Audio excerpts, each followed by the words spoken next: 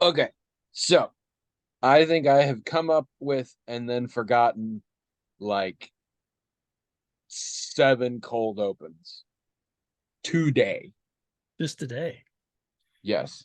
So now I have settled on 2, except one of which isn't going to be a cold open because it'll act. You'll see why. It fits better later. So the other one, oh, sorry, I have a notification to record a podcast.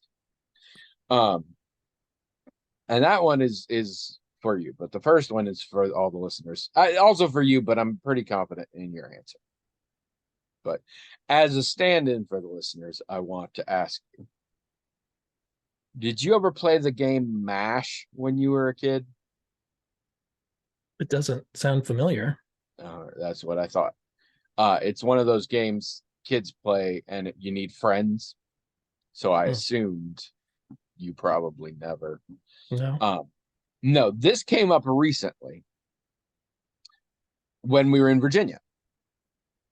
I don't know where I was, but I came back into a space where there were a bunch of people and they were all laughing and stuff, and they were breaking it to me that Trish, my wife and producer of the podcast, uh, was now going to marry our nephew, and was I forget where they were going to live. They were going to have a really nice car, but they were going to make like no money. It was a whole deal. And I was like, okay, I'm just playing along. I'm like, oh, that okay, wow, all right. Where am I going to be then? It turned out they had a guest house, and I'm like, can I stay there? Whatever works. And then my youngest niece, who is I believe around 8 or 9 at this point, says it was just we were playing MASH, and I was like, oh.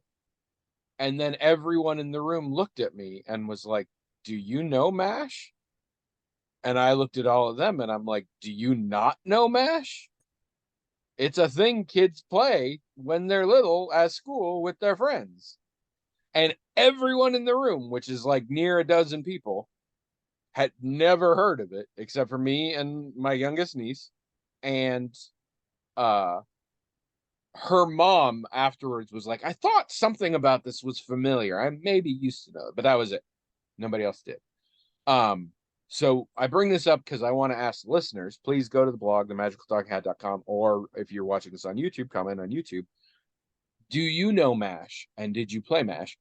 For those of you not familiar, as with our friend William here, it's a very stupid fortune telling game, essentially. And MASH stands for mansion, apartment, I think shack, and house.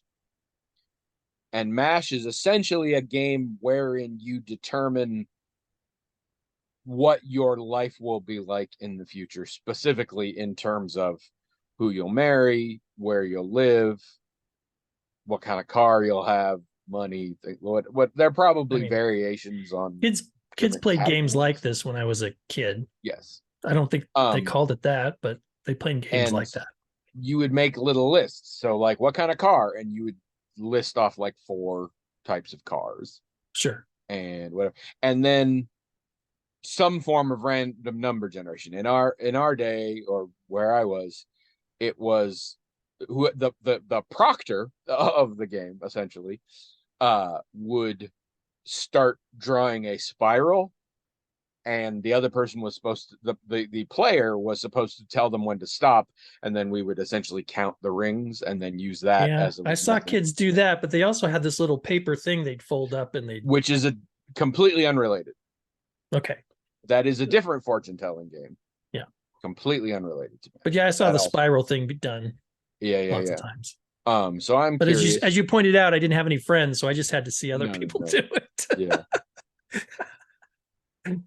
So I, yeah. I prefer to think like nobody was doing any spirals. It was a Uzumaki thing, and you just would see spirals I for the remember seeing kids do this brain. now that you're describing it. Um, but I never did it. none of the other people in the room who came from varying ages and locations, and yet clearly this is a game that persisted from the early 80s to today, from one side of the continental US to the other side.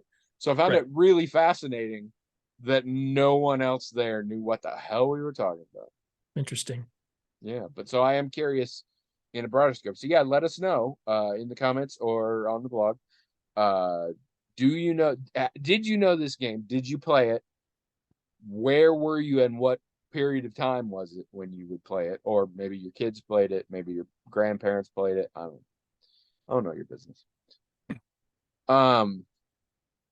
Yeah, let me know because I'm curious. I want a very, very binding poll that can be used for future statistics. A great sample size. Hello, everyone. Welcome to the Magical Talking Hat podcast, the only podcast in the world that actually operates in 5 dimensions. And it's that 5th one where most of the content is. So those of you living in, the 3-dimensional space going through linear time, missing out on it. That's where the good stuff is. Yep, it's too bad. We miss out on it too. So, I'm Tony.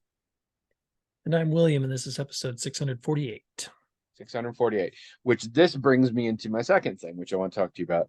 And I want to say up front, this sounds like something I thought of when I was high, but I promise I did not. This is something I thought of today while I was very much sober. Okay. But it's essentially a narrative pitch. I want to know if this is anything.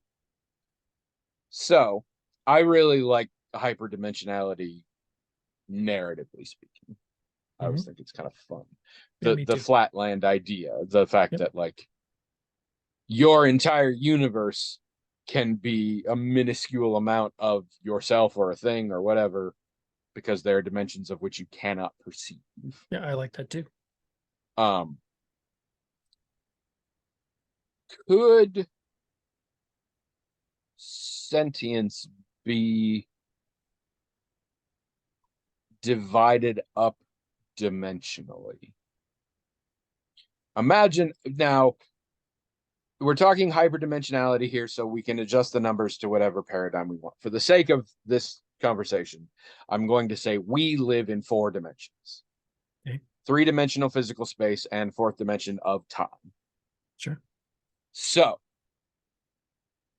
me, real easy speculative thing here. Let's say I actually am 5-dimensional.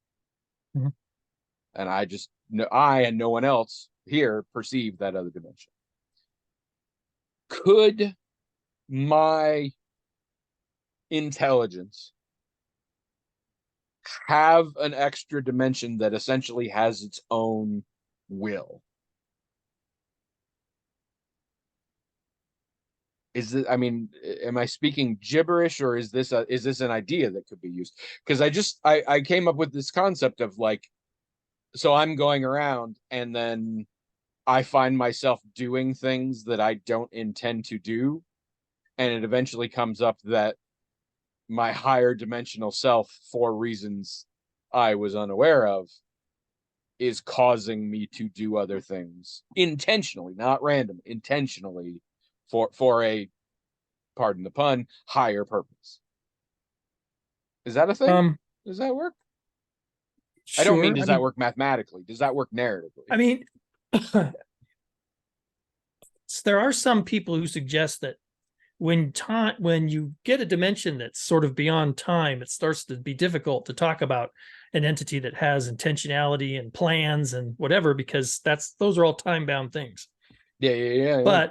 But the idea that you are just a part of a larger consciousness, and that like one of the things you'll realize when you die is that you were just an appendage on something much bigger that was doing what it was doing, and you thought you were living your life and making choices or whatever, but really the whole course of your life was just because you were the big toe of this much bigger entity that was doing what it was doing, and you were just along for the ride. Yeah, that kind of thing has been speculated, I think. All right, so what I'm hearing is it is a valid idea that lots of people have already come up with. I don't know if lots of people, but I mean, it's people that hang out with you. It's an idea that has been in my head before, and I don't think I just thought of it. I think it kind of came from things I absorbed from other places. That is fun, though. If you think in terms of, let's say, literally our entire universe, when you step back into a higher dimension is a single entity. Mhm. Well, If we another way can to accept that conceit, then we can start playing with what if it's not a single entity, but it's like a finite number of different entities.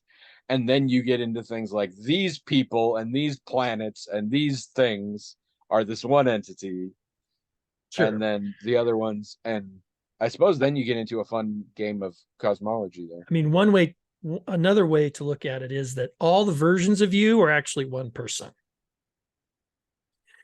And eventually, when each version of you dies, you become aware of the oneness of all the versions of you. And so you have the memories, not just of your memories, but all your versions' memories. And so really you are this multidimensional being that as a whole is made up of all the individual lives that your 3.5 4-dimensional self lives. And a fascinating philosophical concept that I believe was looked at very seriously in the documentary starring Jet Li called The One. I don't know if you ever saw that. Well, this is an idea where Basically, it's an idea where your multidimensional self can be distinct from other multidimensional selves. Because the thing is, when you start asking, well, is there a higher dimensional version of me that I'm just a part of, then that doesn't have to end, right? That means there might be, you can sort of subscribe to the somewhat Buddhist idea that there is only one thing and everyone's just a part of that one thing. yeah. And they just don't realize that they are. I mean, that's just kind of an innovation on that very ancient idea. This question comes from that thing I've talked about before, where I think you and I are very big on not having continuity issues in our narrative, which is not common, and actually is probably a weakness for both of us in terms of having marketable things, because I don't think most people worry to the level that we do, as evidenced by the fact that every fucking TV show and movie in the world has all sorts of plot holes in it that I cannot stop staring at. And nobody cares. But it means that when I have a cool idea, like, yeah, nobody cares except you and I. And it means when I have a cool idea like this, I have to pause and I'm like, okay, is this made up dookie nonsense?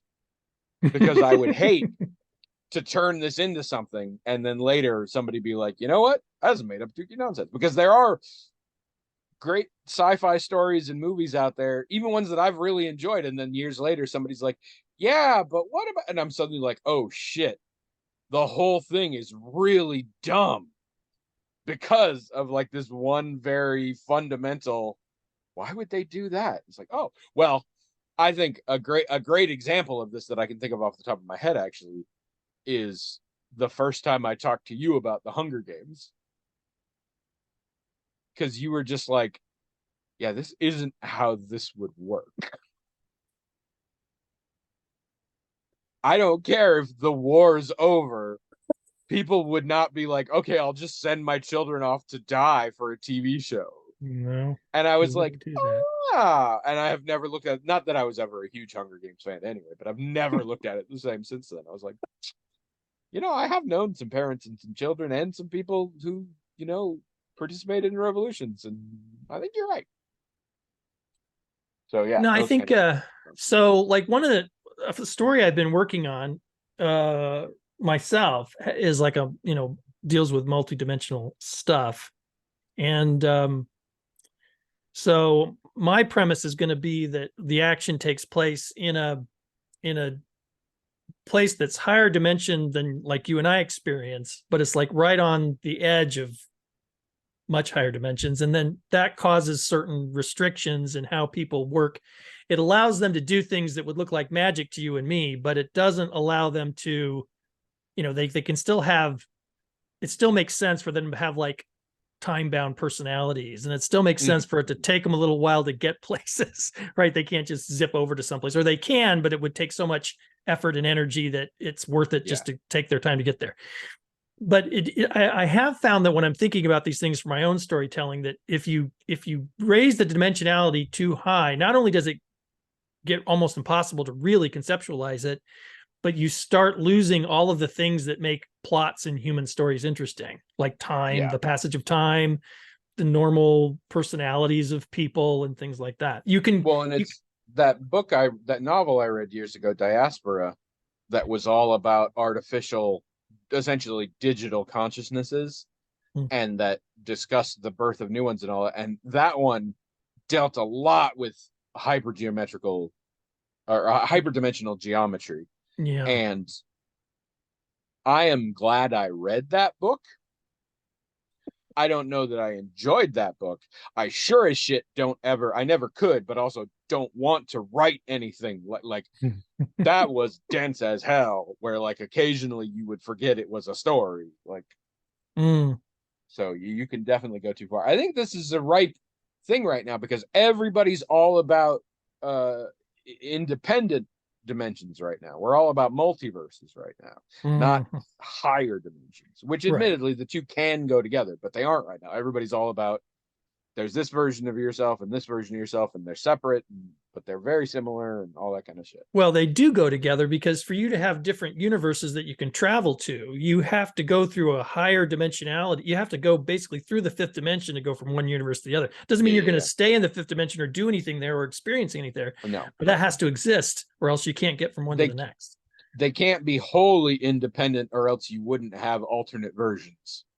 Right. And if they aren't wholly independent, then there is some higher dimension by which they are connected. But you know, the UFO people and the Bigfoot people and all those people who are interested in all that stuff. Some of my favorite bands out of the 90s. They're starting to try to conceive of sort of a grand unified theory of all this stuff that's all about multidimensionality. So that's awesome. I have known a lot of higher, like very intelligent people have worked on grand unified theory for a long time. So I'm pretty confident that the UFO and Sasquatch enthusiasts.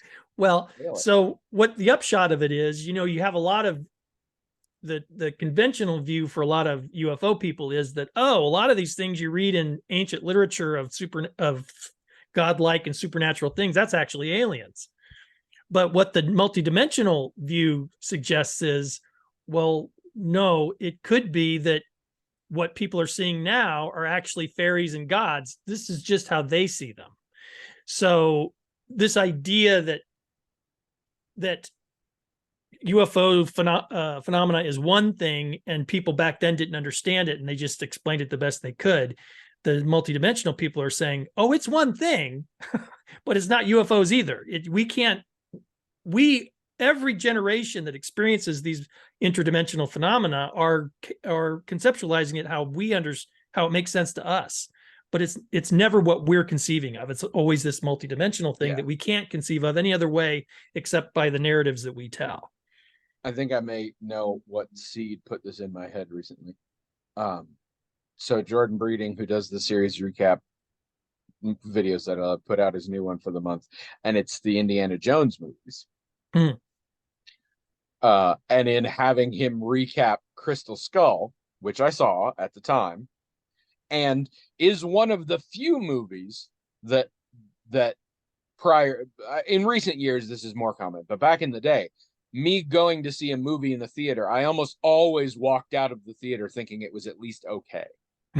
Right. Crystal Skull was one of the few that I walked out and I was like, yeah, no, that was bad. But in watching the recap recently, I had forgotten the level to which at the climax of the film they try and explain the aliens and stuff, and it makes no goddamn sense. Like, anyway, for those of you just joining us, we have a hat, obviously. It's magic in that it has its own email address. themagicaltalkinghat@gmail.com. People used to write into that, themagicaltalkinghat@gmail.com with little whatever they felt like. And the hat would forward them to us and we would read them and talk about them. And that was pretty much the entire premise of the show. So, but I have been learning in the last episode, I really enjoyed, I mean, I don't know if it was any good, but I never know if it's any good, but I enjoyed it a lot. And I like coming up with, like, I come up with questions for you or whatever. I think that's fun. Actually, one of my cold open ideas that I have just now remembered was I was going to take you through the nuts and bolts of the game Fuck, Marry, Kill that I'm pretty confident you've never played. And I want to discuss that. I mean, I've heard of it, but I've never played it. I would say overall, maybe I'm happier now that we don't have any. So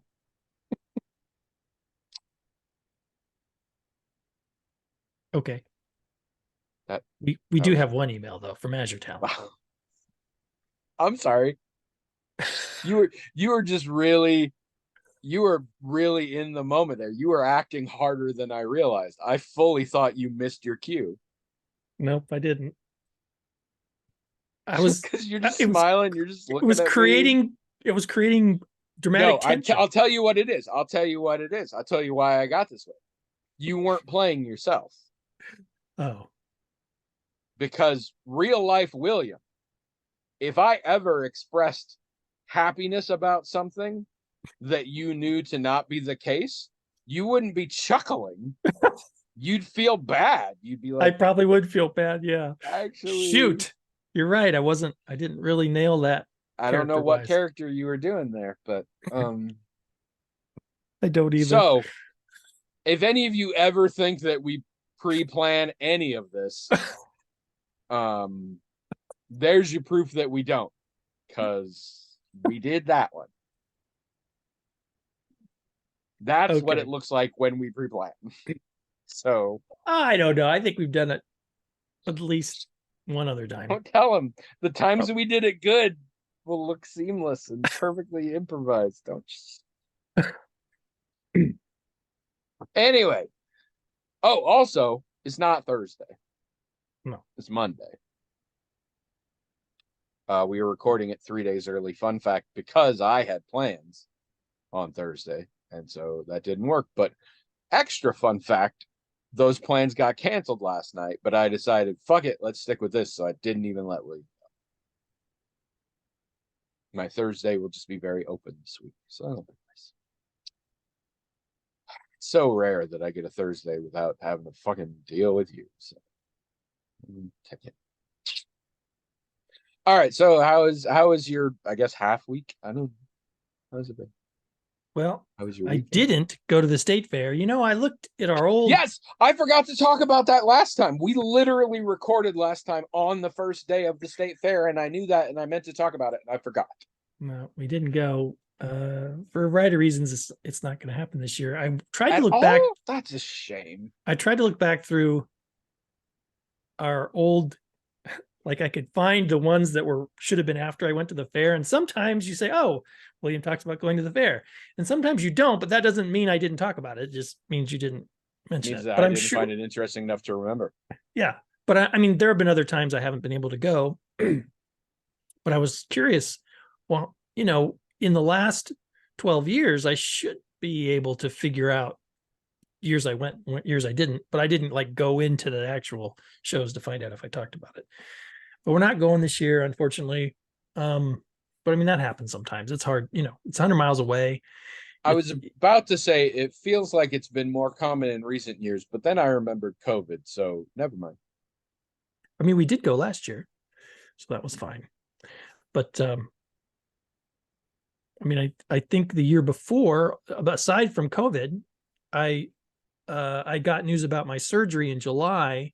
And then a whole bunch of stuff kind of had to happen before that. And we just didn't have the bandwidth or whatever to do that. So, but that's fine. I mean, well, you know, that's how life works. We do love going to the fair, and I do miss it when we can't go. And this is my fair hat, you know, the buttercup. But yeah, but we did see Guardians of the Galaxy. I remembered. To mention. Well, wait, did you see the holiday special first? No. And I still haven't seen it. And maybe we will. It's better than at least some of the Guardians movies. But anyway. Okay. Well, we kind of watched it on a whim, you know, so it wasn't like and it's long, so we weren't going to watch something else with it. I would say I had a similar response that you had. If I were to be just objective and intellectually honest about it, I'd say it was a perfectly fine film. I didn't really get into it that much. It didn't really do anything for me personally. I got what you were saying about the tone. It's like going from here to there, because when it was serious, it was like really Let's put this out there. This maybe qualifies as a partially spoiler, but it's not that kind of movie. One of the movies, actually, arguably the movie's central plot, is all about Rocket Raccoon, and in the process, we learn a lot about his history. So the movie goes from fun, goofy Guardians shit like you're used to, and then switches over to just so much animal cruelty, just and dark.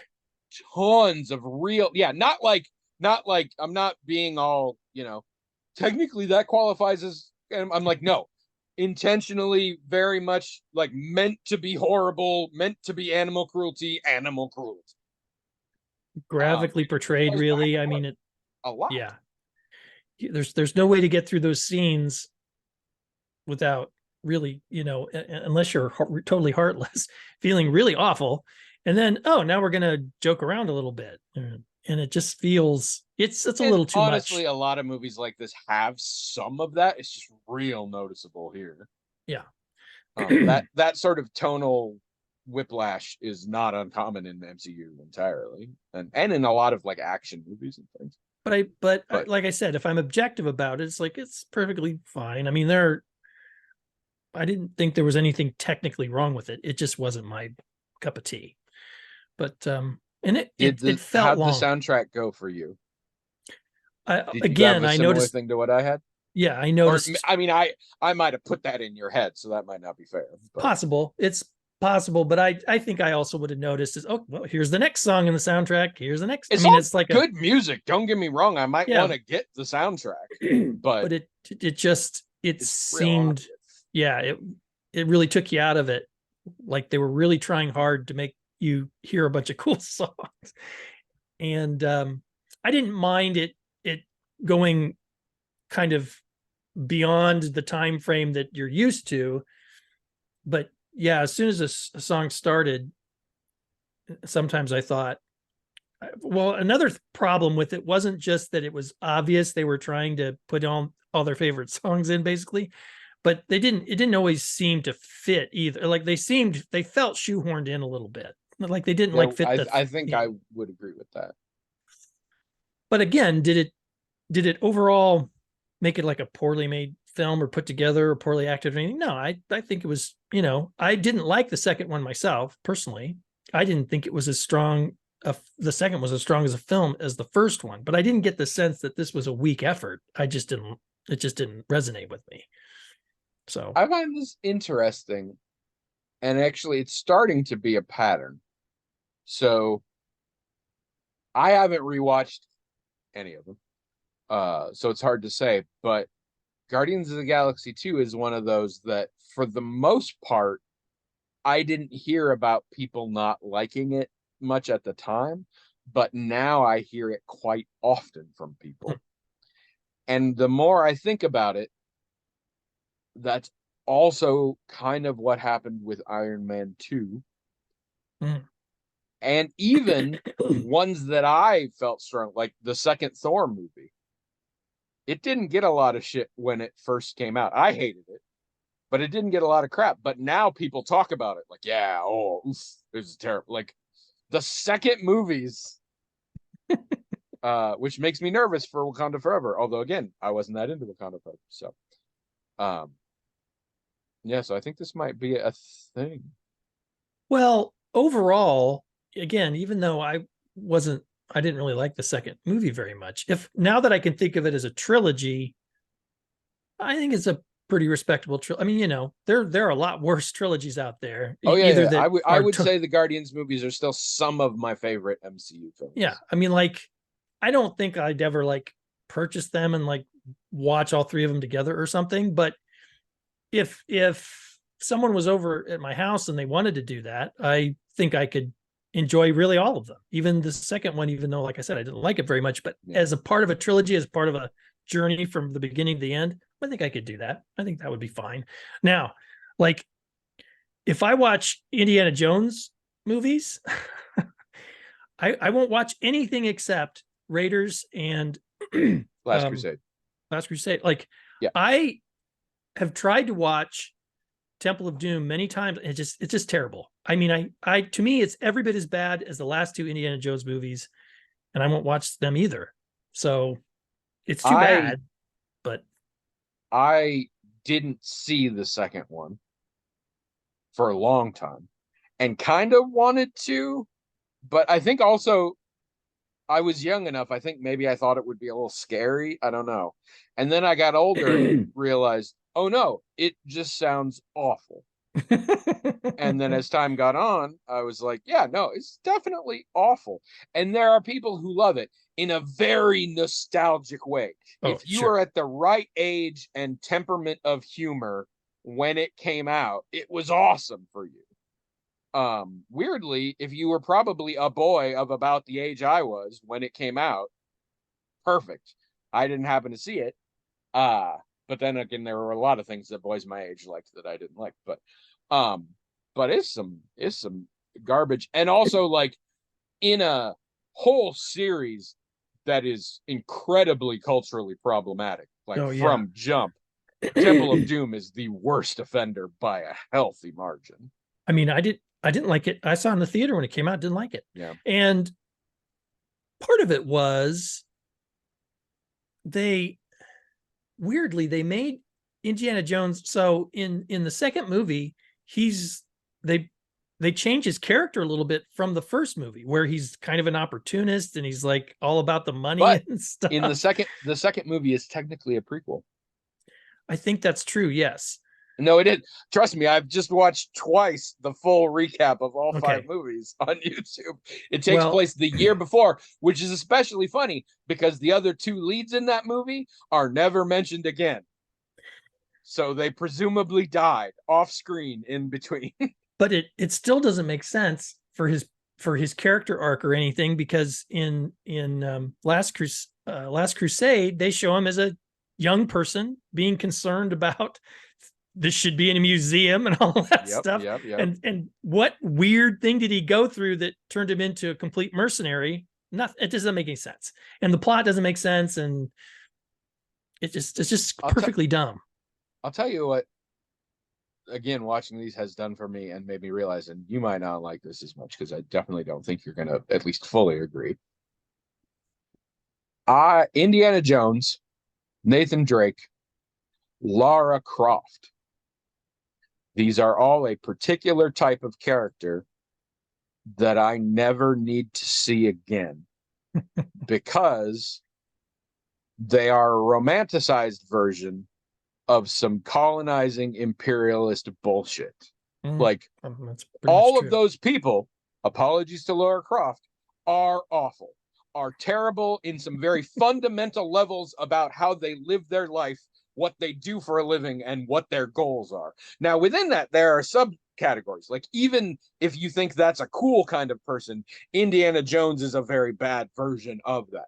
But that kind of, like, the best version is still some colonizing bullshit. Like, white people going in and ruining indigenous temples and things. And also a weird theme in all of them, discovering definite proof of the supernatural and not only not telling people, but pretending they don't believe it a year later. In the latest Indiana Jones, which I didn't see because not even because I thought it would be bad, although it sounds like it is, but because I don't need another Indiana Jones. He explicitly says he doesn't believe in magic. The dude literally has drunk from the Holy Grail. The dude has literally used a magic stone to call upon the power of Shiva to set fire on a dude. The dude has literally seen the Ark of the Covenant and not watched, but listened to it melt a whole bunch of Nazis. And that's what's funny. Last Crusade, we like it, and we do like it, but I think we like it like we like Star Trek 4. Like, I think nowadays, if you tried to eliminate the nostalgia, you'd be like, he mocks his father for being Christian. Like, and how bullshit that is, even though, again, Ark of the Covenant. Real. Nazi face melting. Like, so yeah. Hot take: Indiana Jones is trash. Lara Croft is trash. Nathan Fillion, sorry, Nathan Drake. Nathan Fillion still, I love him, and he should have played Nathan Drake. But Nathan Drake trash. All these Tomb Raiders and the various versions. I think that's the best phrase for it. I think Tomb Raider hit the nail on the head for what they are. They're horrible and they're terrible. The end.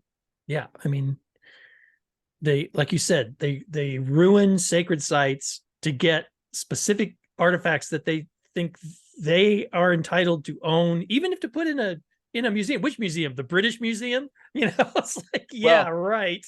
And that hits a thing too. Literally no artifact ever even tangentially involved in any of the 5 Indiana Jones movies ever ends up in a museum. None of them. No. Mm.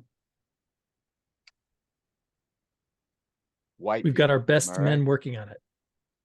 Yes, top men. Top men, that's right. I had forgotten in an action set piece in the 4th one, they fucking knock over the box that has the Ark in it and it just falls out and like nobody does anything. And let's not forget, canonically, Marion Ravenwood, the love of Indy's life, was 14 when they dated. Yeah, I seem to recall and that. He was mentioned. An adult. And not canonically, but just interesting behind the scenes, she was 14 when they dated because Steven Spielberg talked George Lucas out of his original plan, which was that she was going to be 11 when they dated. What? And again, he was an adult. Yep. I don't know. Wow, I didn't know that. Now, to be fair, even George Lucas admitted that was a good call. I mean, good-ish, but yeah. Anyway, we're going to run out of time here. Ask me how my week was. How was your week? Weird question. Pull out your phone and tell me all about it. Here's what I will say about this week, actually. I have been watching, not on purpose in some cases, too many really good movies recently. And I need to stop. It's too hard on my brain. You see good movies? Yes. Oh. Crappy movies I don't have to think about.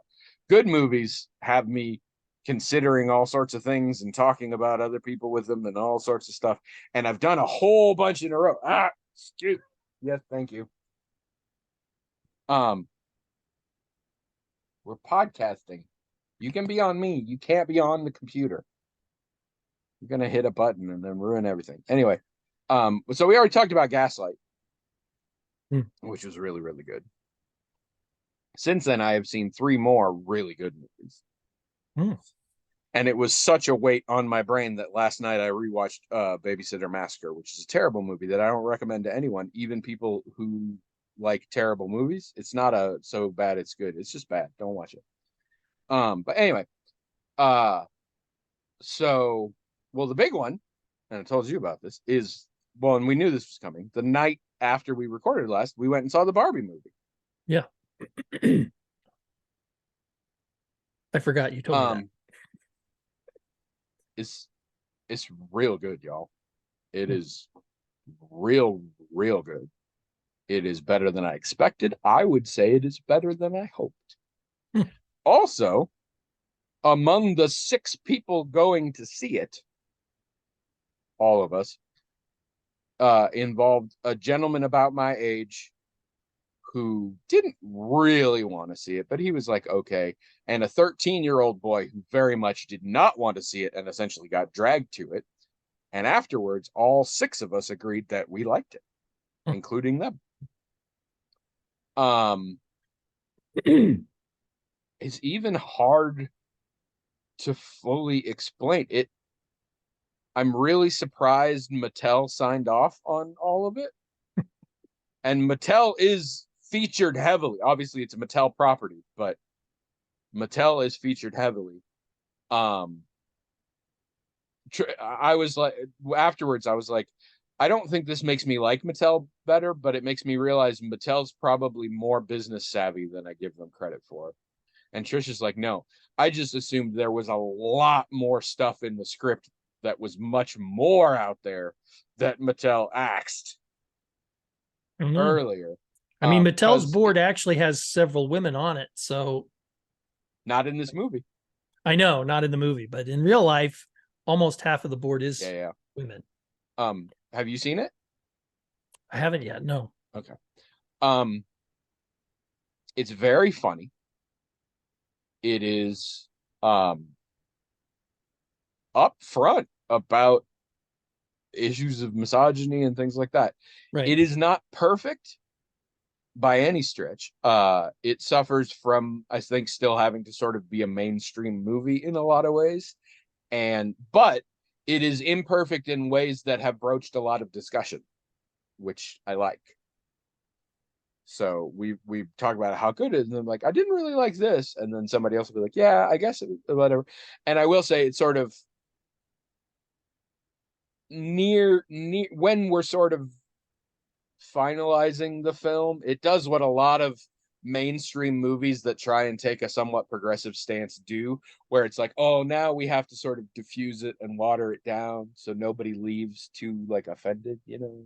So it obviously the movie is a lot about women, and then at a certain point it gets more about gender roles as a whole, and then near the end, near the end, it gets more about just the human, the state of being a human.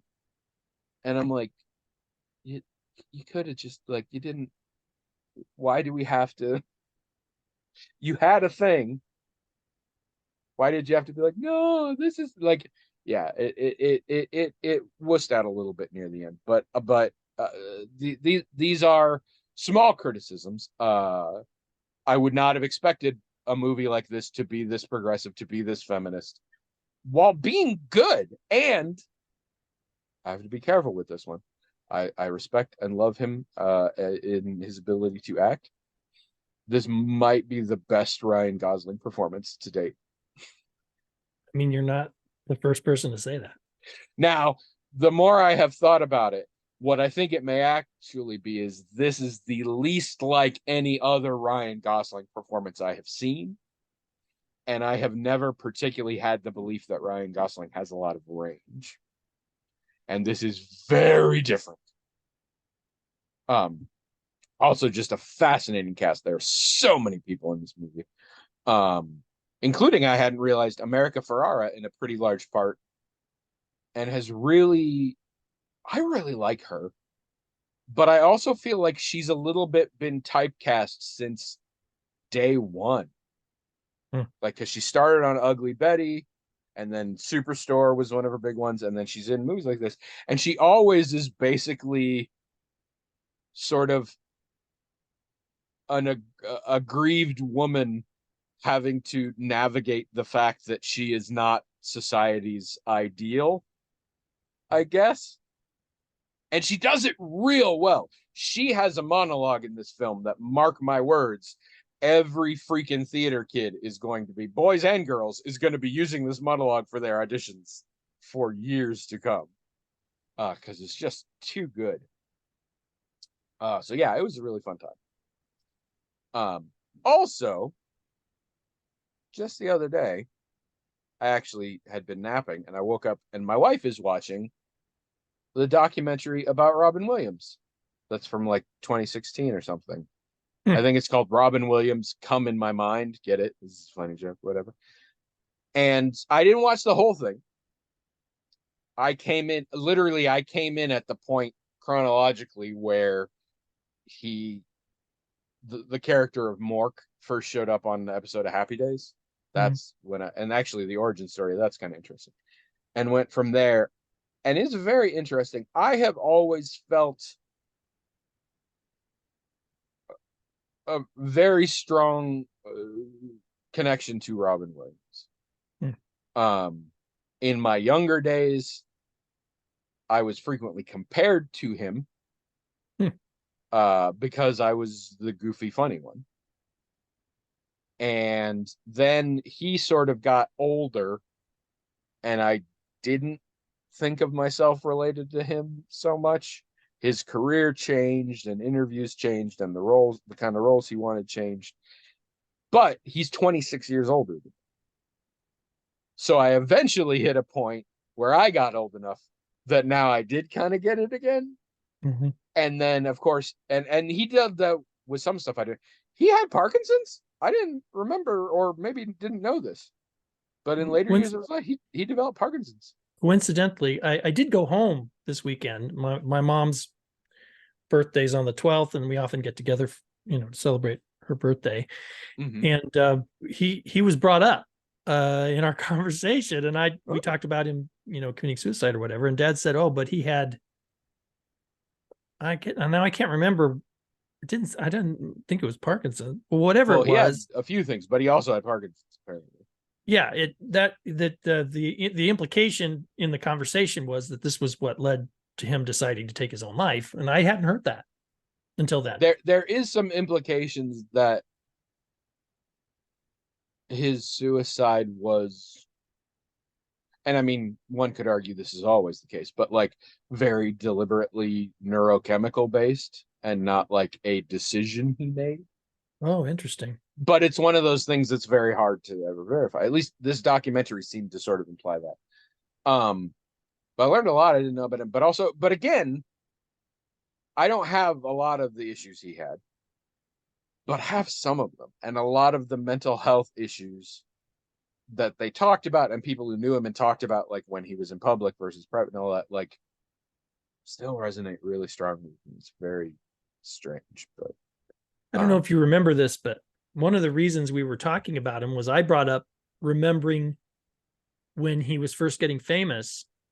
There were articles that came out, I think even more than one, that talked about him having mental health issues. And they even pointed to aspects of his performance that indicated tension and stress. And even in he was on Mork and Mindy at the time, and they said, "Oh, when you see him do certain things with his mouth or do some certain things, that's not part of his performance. That's nervous tension. He's going through a lot of stress." He was always very open about that, because I remember a later time, I think it was around the Dead Poet Society era or whatever.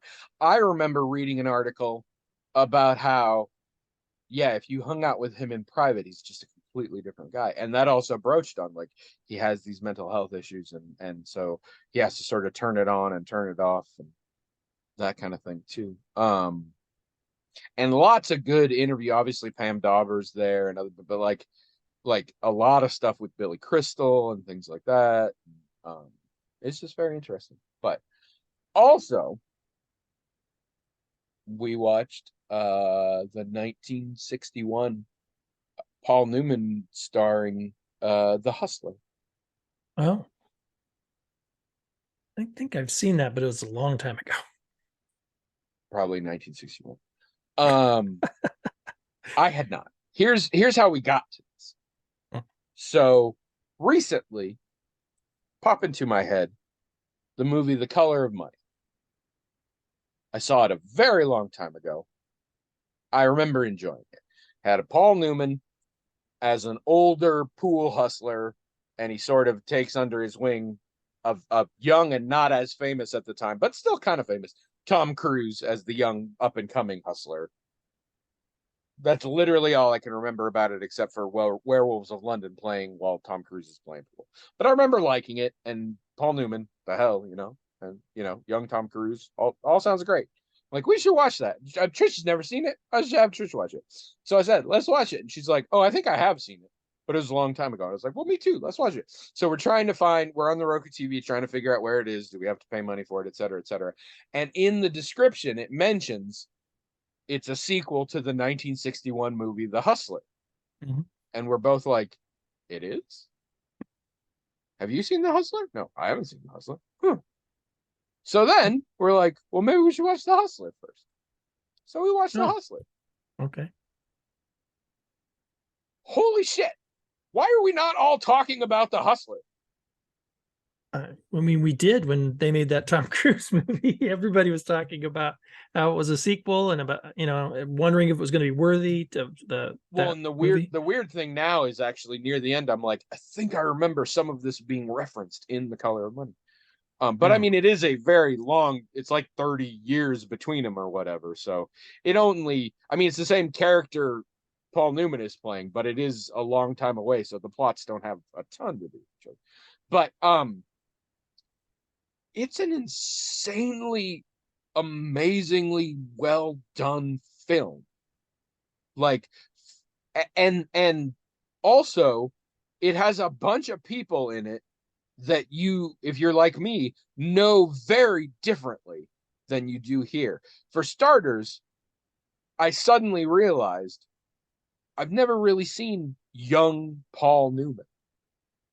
I mean, I've seen him in pictures or whatever. I know what he looked like, but like yeah. I've never seen him act when he was the young fucking buck. Like I've only ever seen Paul Newman as sort of the elder statesman in a movie. Oh, you But mean you didn't see like Cool Hand Luke I didn't see Cool Hand or Luke. I haven't seen The Sting. None of that. or Butch and Sundance? You haven't seen that? No, I haven't seen Bush and Sundance either. But even those Wow. are sort of later. We looked it up, and this is the movie that made Paul Newman. He had been in like two movies before this, and it wasn't as leads. I mean, I guess This that's was right. Yeah. his thing. Yeah. Also, Piper Laurie, who I know, but I don't know well, who is unbelievable in this movie. I mean, Jackie Also, Gleason's in it, right? And he was sort of Jackie lauded for his Gleason is in performance. this movie. Minnesota Fats he plays, I think. Yes, who, by the way, up until this movie, Trish and I both thought Minnesota Fats was an actual historical figure, but is a made up figure for the Hustler. And it's Jackie Gleason, who I literally have never seen perform in anything except The Honeymooners in a completely different role. That's honestly a sort of small side role in this movie, but he has like even I told Trish after it finished, I'm like, I know we just looked up that that's a fake guy, but he is so embodying that character that part of me is still like, are you sure? Because it seems like he's really channeling a real person, but I apparently mean, no. Minnesota Fats was a real guy. I used to watch him play pool on TV. I don't, maybe. All right, well, the two people I trust most in the world have both told me mutually exclusive uh, data, so I don't know what to do at this point. Um, because my Yeah, wife's I'm sitting here just believing what people tell me. I thought Minnesota Fats was a real person. My wife, while we were watching that movie, looked up on her phone and said, "No, actually, he's a character that was created for this movie." And now you are telling me, "No, he's a real person. I met him once or but something." so okay. I don't know where the Minnesota Fats I saw playing pool on TV got that name. I mean, for all I know, he He's named after the character from The yeah, Hustler. I don't know, he but took Jackie that name up. Gleason also amazing. Also, there's a character near the end that I freaked out because I thought it was Hal Holbrook, and it wasn't Hal Holbrook. But you know who it was? And he was playing the southern dandy of a rich man who just likes to play play hustlers at billiards and stuff like this.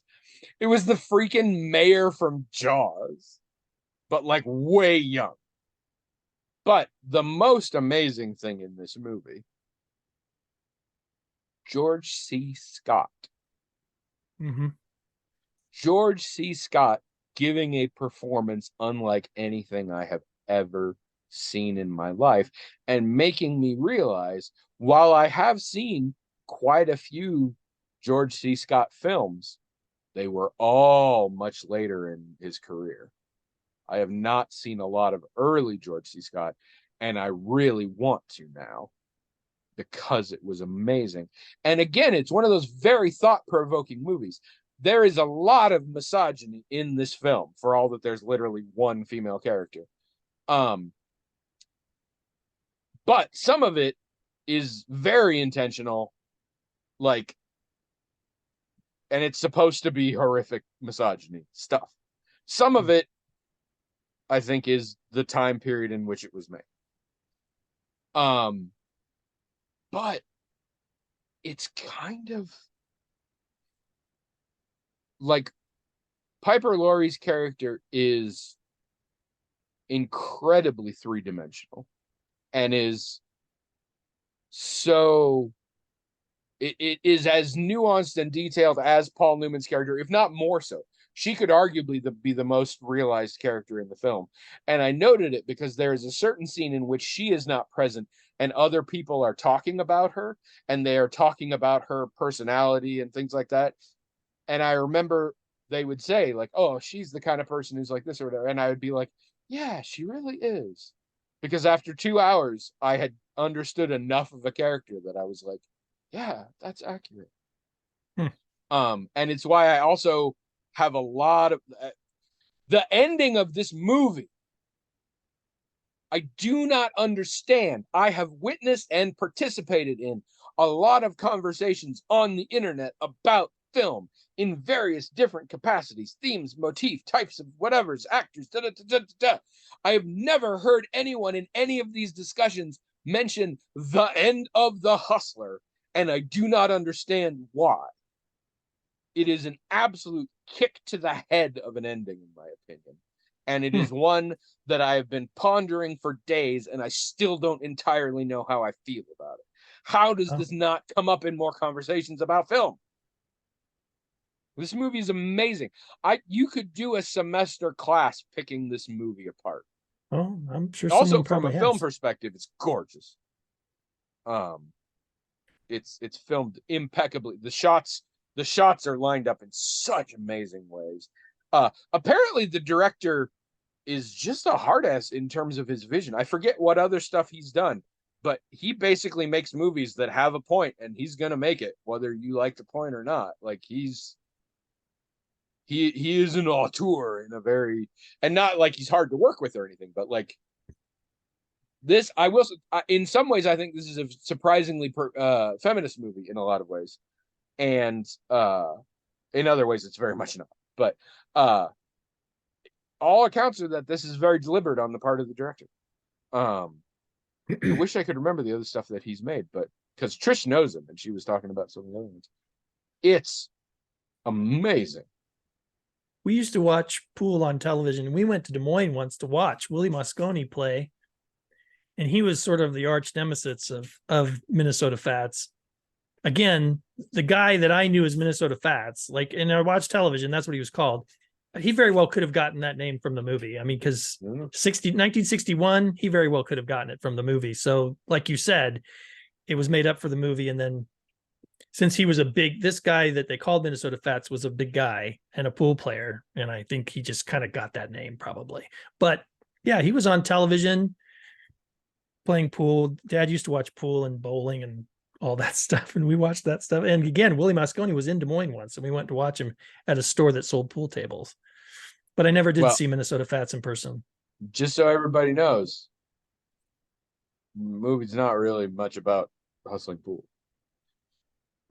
So don't get super excited if that's why you want to watch something like this. But it's really, and this is a thing I'm discovering as I get older. There's a part of my brain that thinks acting is not great in a lot of older movies. And I think I've always rationalized this as somehow like what people were going for. In the same way that I can now see Bollywood and Tollywood movies. Acting is different in those movies than in Western movies. And I can see that, and I can be aware that it's not this one's better, this one's not. They're going for different things. Like the point of the performance is different. And I think in my head, I always thought that about older movies past a certain point. But also back then I always thought that they just weren't as good yet. Like acting hadn't evolved to what it is. Watch this, absolutely fucking not. Well, the unbelievable bits, sometimes with no lines, sometimes with virtually no movement and no lines. Right. Well, you have So to much understand conveyed. It's unbelievable. when film and television was first getting started, people did stage performance, and that's a whole different thing. Whole different thing. So now you've got people, they had to realize through silent films, like silent films taught people that there was such a thing as a close-up, that sometimes you put a whole shot was just the person, making a big emotional thing, and you might do that on stage sometimes, but also film was edited, right? So you were making the pieces and putting it together, not like a stage performance where it's all one continuous thing. So making films and doing stage thing was very different, and that had to evolve.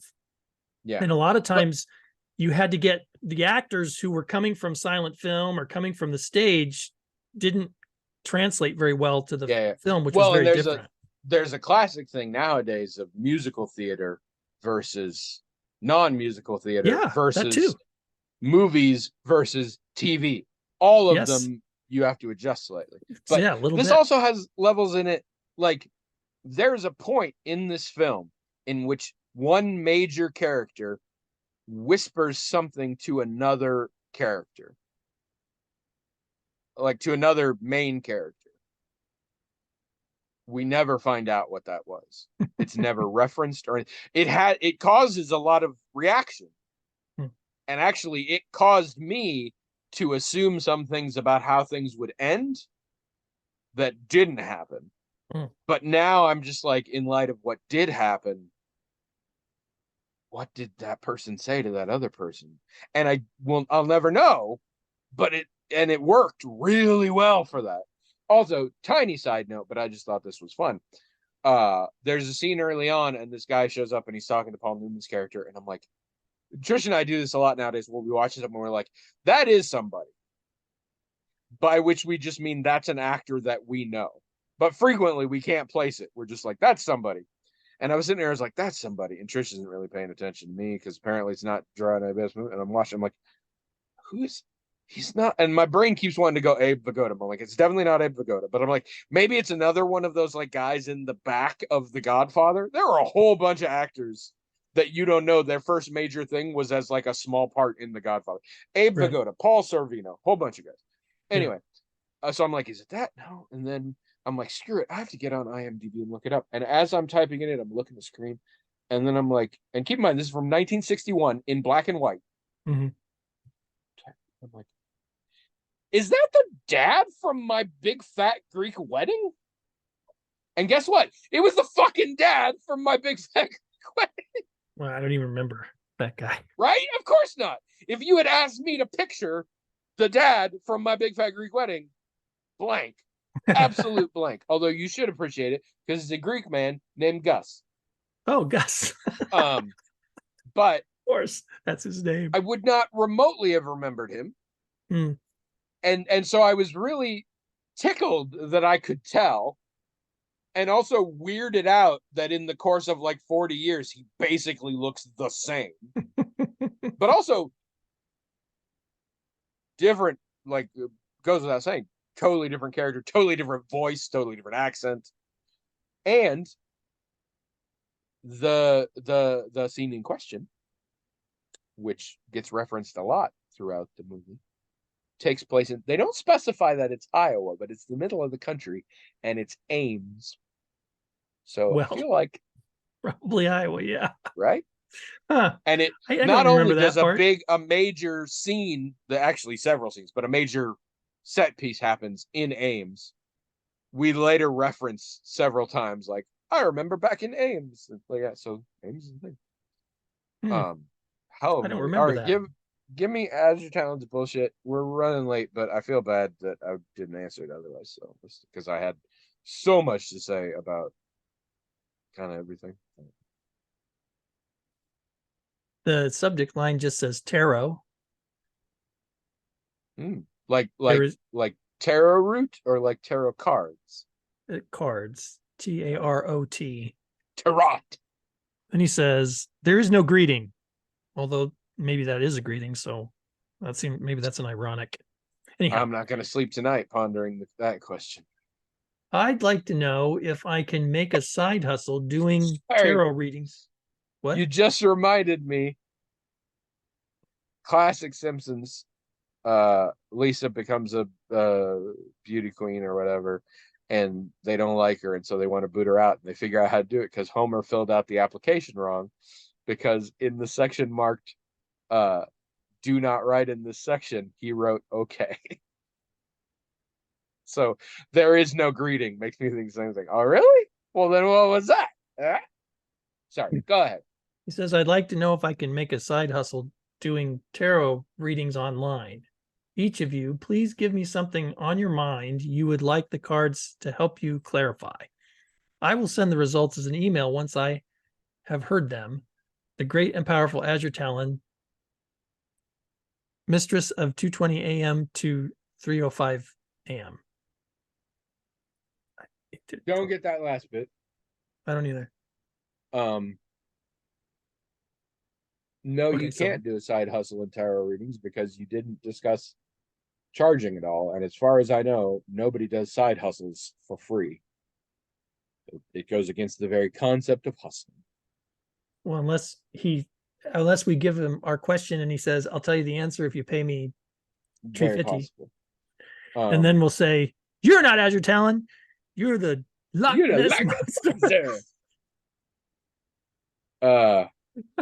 It was fun. I was sitting next to the 15-year-old when we were watching the Barbie movie, so we would occasionally pause things. And there's one point they do this joke thing where they're like throwing clothes out the window, and it's all Barbie clothes, and they all like suddenly like unfold and appear, and there's a little thing like describing what outfit it was or whatever as a joke.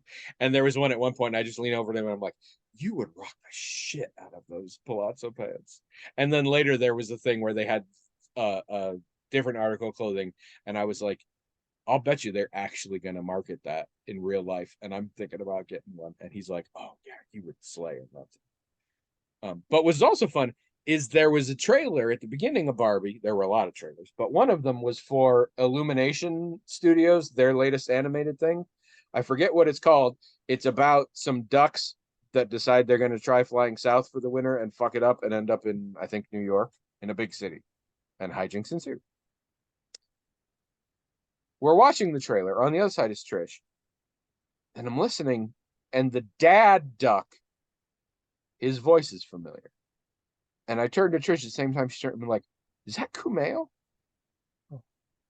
And it was. It's Kumail Nanjiani, plays the main guy. And so then we're watching it, and so then I just lean over to the other side where the teenager is at one point, and the dad duck's on the screen doing something, and I was like, I went to college with that duck.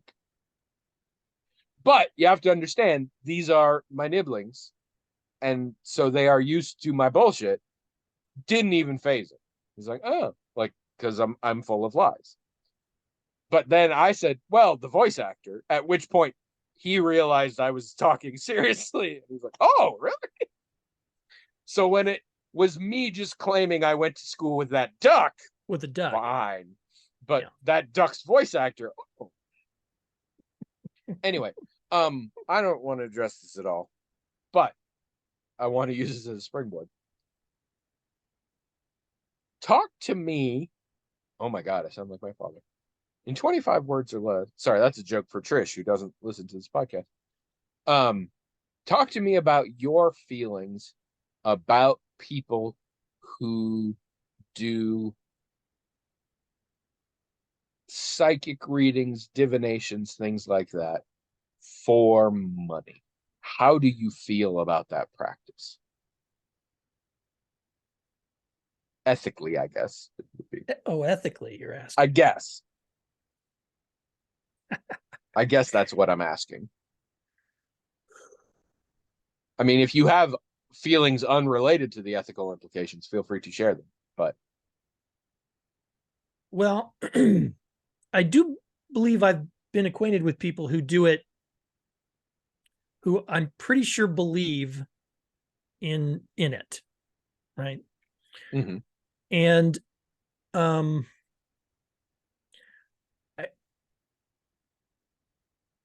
it seems to me if you believe in this and you think you're really giving people insight, really helping them, and if you think you're good at it, and if someone's willing to pay you for it, I don't feel like I am in a position to object to it ethically. Now, of course, there are people who are charlatans, right? Who lie about, especially people who say they can talk to your dead relatives and stuff. Boy, that really, I do not like that at all. Well, But there are people who believe that they can do it. I mean, they're not, they don't think they're faking it. yeah. And other people believe them. And it's like, I don't know. I don't feel like there's grounds for me to be critical of that, but there are people who do lie. And, so someone could ask, well, what's really the difference from the standpoint of the person who's paying for these services if they're both, if they're not really getting the services that they're paying for? Why should it matter if the person giving them believes they are or not? Well, I think that does count in the calculus of ethics, the intentions and stuff. But it also, becomes because we can't, there is no definitive consensus on whether or not such an ability exists.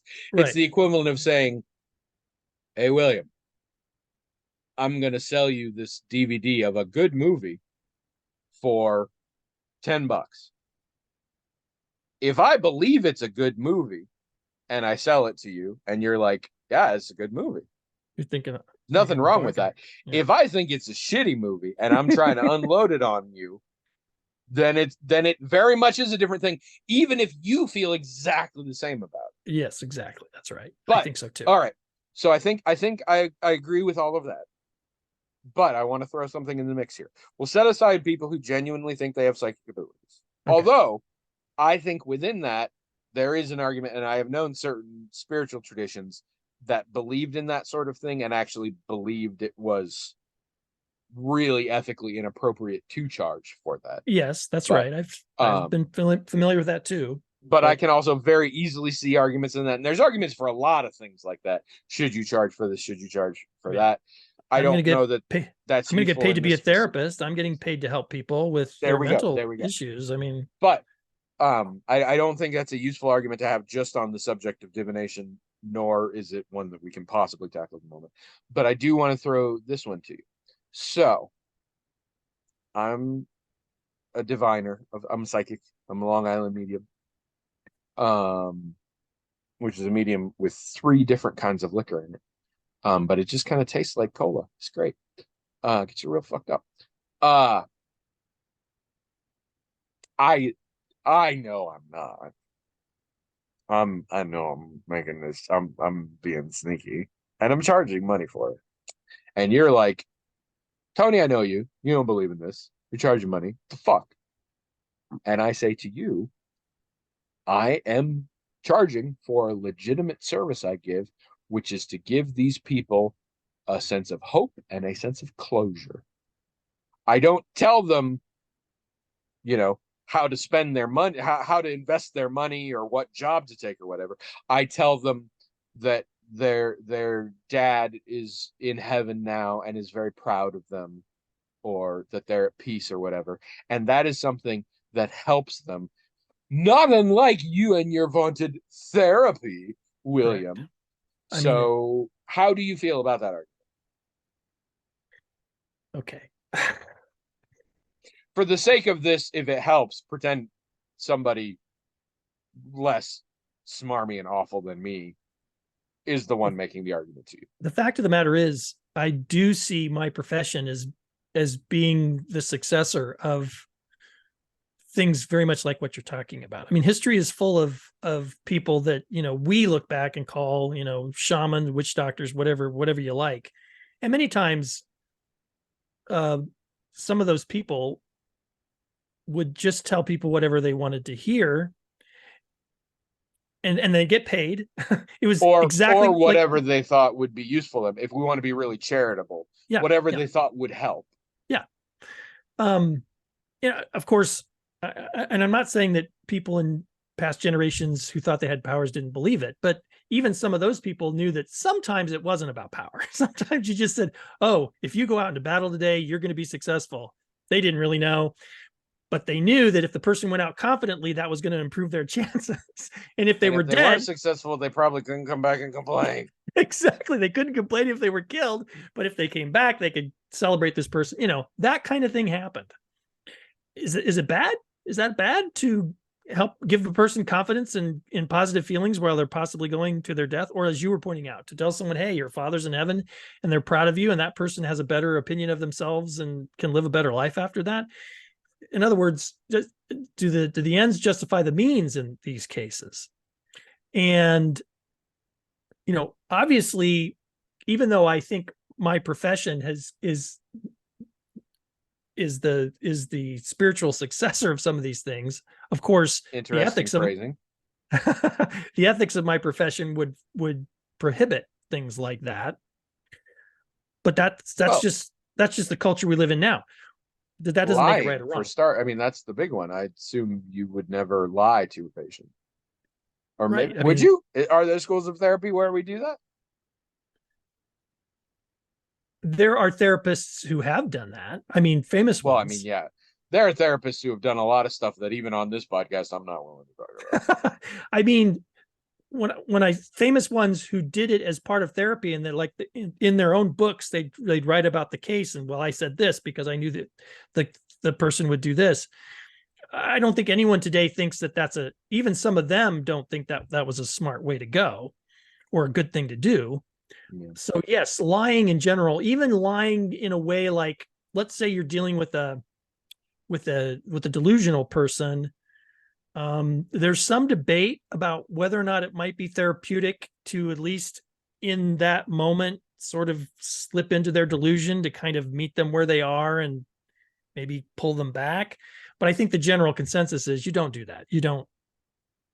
Well, in my personal experience as somebody with delusions who has gone to therapy, you don't have to. No, right. You can, right. Because I would assert a lot of things about myself to my therapist. And when she was talking in reference to that, she would say, it's very clear that you feel like this, that you feel whatever it is you just said. And in that case, she was acknowledging and she was going with it. We were talking about it, but at no point was she specifying whether or not she believed it. But I mean, even a thing like, you've got a client or a patient that's seeing that someone's in the room. They're saying, do you see that person over there? You're not supposed to say, oh yeah, that person right over there. Yeah. You're supposed to say, well, no, I don't see that person. But you then can tell go me with about that person. But you do. So yeah, let's talk about that. Right. Yeah. But I mean, there are therapists who have written about, maybe they're working in a institution and someone's talking about they think they're Abraham Lincoln, and the therapist will just go with that, just to kind of get an idea of what the full scope of their delusion is, in hopes that they will find kind of why they have that delusion. And I understand that approach, but again, by professional standards today, you wouldn't do it like that. But like you just said, I don't think you have to. I think what therapists have realized is you don't really have to do that to get to the information you're looking for. So just don't do it. But to answer your question, because we're kind of going around and around in circles here,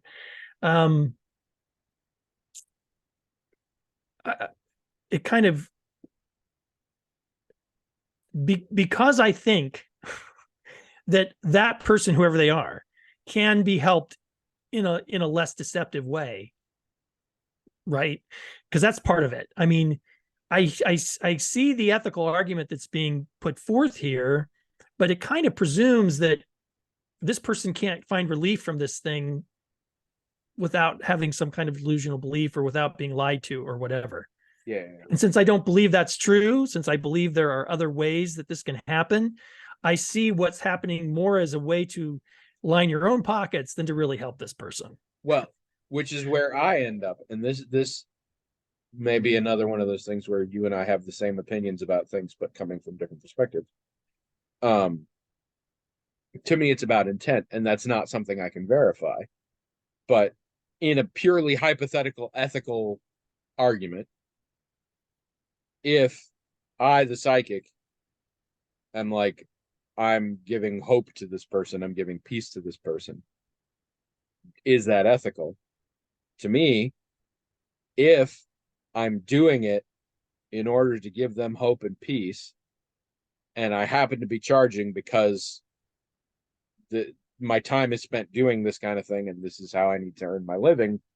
But I don't gouge them or anything. That's arguably ethical. I think an argument could be made there are better ways to do it, but ethically speaking, I don't really have a problem with the concept if I am doing it and doing it because I can get a lot of money off of naive rich people. Again, if in these two situations we assume the result for the target, the end result, the level of hope or peace is equal, the situations are not equal ethically to me. Why it's a good faith versus bad faith argument. If you are in Sure. good faith trying to help someone, great. If you are trying to bilk someone out of money and out of desperation, say, but also it seems to be helping them, even if that's true, you still shit. I don't Sure. like you. Go There's away. a lot of very fine lines there, right? Well, and it's wholly subjective. Well, it's wholly subjective, full stop. But also, we can't gauge the motivations of No, but whoever. also again, consider, as I was saying, you can go back and you can find accounts of people in certain cultural contexts who are doing this. I mean, who will admit, well, yeah, I do magical stuff, but that wasn't magical. I just said that because that was going to help that person, or I just said that Yeah. because that was going to do whatever. So then you have to ask yourself, well, is it ethical in that cultural context? I mean, who can say, right? I can't judge that cultural Well, context or yeah, whatever. and then we get into coercion and force and all that kind of Sure, stuff. sure. Like, you know, in a way you can, because think of it in terms of a priest who is hearing someone's confession and who has them go through this something to absolve them of their sin. Now, that person's not going to, you know, flip a quarter to the priest in that case, but that person is presumably a parishioner who puts something in the plate, you know, right? I mean, that priest makes a living I'm doing just that. super caught up in if the clergy accepted tips. I love that image. What I'm saying is that this person is doing 20% this. is customary, 10% tithe, 20% gratuity. This person is making their living telling people that if they do these things, their sins are forgiven and they're going to get into heaven. Is that not the same thing? Except they believe it, of course, right? The priests, well, maybe some of them don't. I Well, don't know. no. I think there is an argument of divination to that. And as actually, it's really funny. I don't want to spoil things for you, but we are in the process of watching season 3 of Righteous Gemstones, about the televangelist family. And actually, we watched an episode last night in which a situation arose that begs this exact question. And I won't spoil what it is. But yeah, this exact thing is what happened is what happened. What were your motivations? What were your beliefs? Drastically changed the ethical nature of what happened. Yeah. What Yeah. were you going for? And actually it made the show asked the question and then answered it in a really weird way that was totally we both, Trish and I both agree, whatever happens with the show, this might be our last season of Righteous Gemstones. We have really enjoyed it, but it's hitting a point where I'm like, I think I've gotten everything I can out of this show. But yeah. All right. Anyway, to briefly go back to Azure Talon. I have a question for the cards. I don't want to go on at too much length about this. In my life recently, I have fairly deliberately heavily curtailed my social life and my socializing with people. I have gone through a lot of debate in my own head about whether that is the wisest course of action or not for me. So, Yeah, what do the cards say about that? I ain't paying you shit for the record. So if that's a deal breaker, you don't got to do it. But I, what do I the have a cards say? question in mind, but I'm not sure I want to ask it. Send it to him. Think that out of it. Psychically, Yeah. psychically send it to him. I It used to just read tarot cards a lot. it just I relates to never charged for it. this whole project I'm doing with school and all that. I think if I asked it, it would be, Oh, will you definitely shouldn't become a therapist. I can cover you that no, right that now. wouldn't be The the cards question. told me If it's I was going to fine. ask the question, it would be, I would want to know one of three things that may result from me going into this. Will I regret it? Will I not regret it? Or will I be really, really glad I did it? Which one of those three things is going to be the case? I'm curious to know. Not that he can tell Um, me, but that is I something I'm feel like curious about. that's a bit reductivist. I think statistically speaking, the most likely one is you'll kind of regret it, kind of not regret it. I That's how I think, find most major life decisions are for me. oh, well, I have no idea. I Well, mean, there's a okay, I lot should of, rephrase. There will be pros, there will be cons. sure, sure. As a gentleman who is unwilling to ever deal in hypotheticals, I do not think you will ever be willing, even to yourself, to actually weigh that out and decide which one wins. You're probably right. But I have This had is why things that this is why you don't play fuck Mary Kill. I know, but listen, there have been things I have unequivocally regretted, but you're probably Oh yeah. right. There's not anything I've unequivocally thought was great. Yeah, I there's always had a little definitely bit of, like that. oh, well, that shouldn't, you're right. That's right. Unless it is extreme enough. I mean, there are Well, definitely things maybe this is a new I, experience for me. I bet you're willing to say it was definitely a good call to end up with your wife.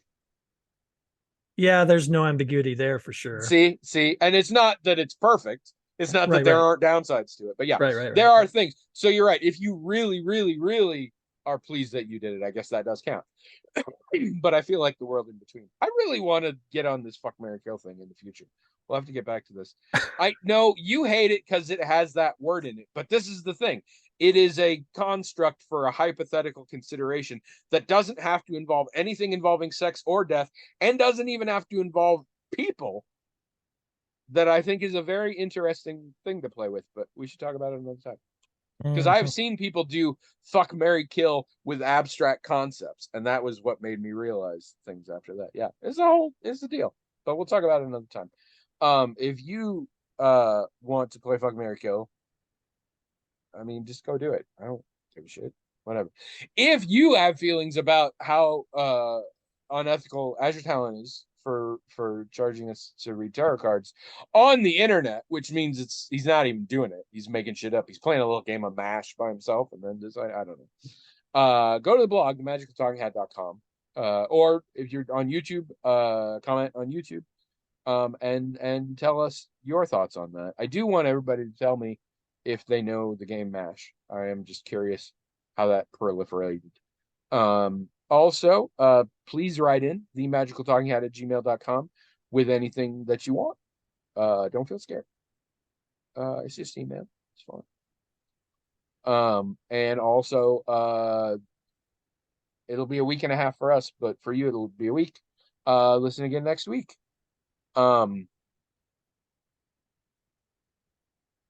And just remember, I had a sign off for this that I forgot.